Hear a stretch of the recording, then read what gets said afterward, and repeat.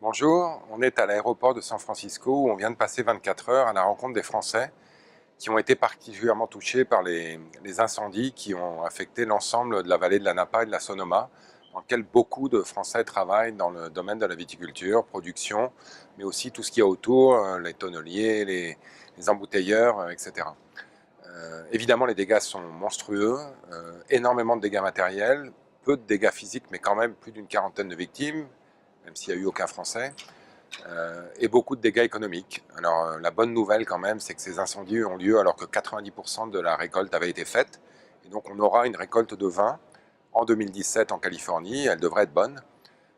Mais évidemment des impacts à long terme avec sans doute des vignes à replanter et des impacts particuliers dans certaines propriétés qui ont été complètement dévastées.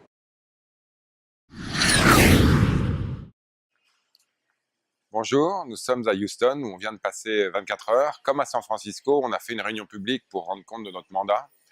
Mais on est surtout ici pour venir à la rencontre des Français qui ont souffert des dommages suite à l'ouragan Harvey.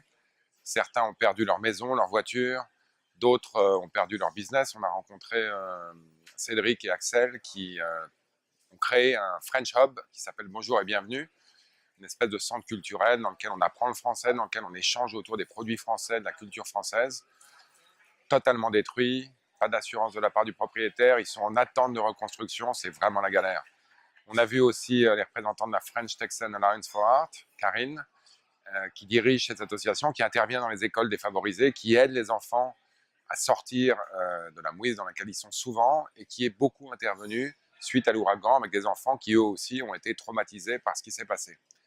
L'Amérique, c'est l'Amérique. On a trouvé aussi évidemment des gens très résilients, des gens qui sont prêts à rebondir, des gens qui se retroussent les manches et qui sont prêts à redémarrer malgré tout ce qu'ils ont dû subir.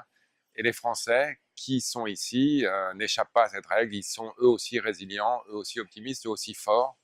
On leur souhaite évidemment bon courage et on va essayer de les accompagner dans les mois et dans les années qui viennent pour se redresser.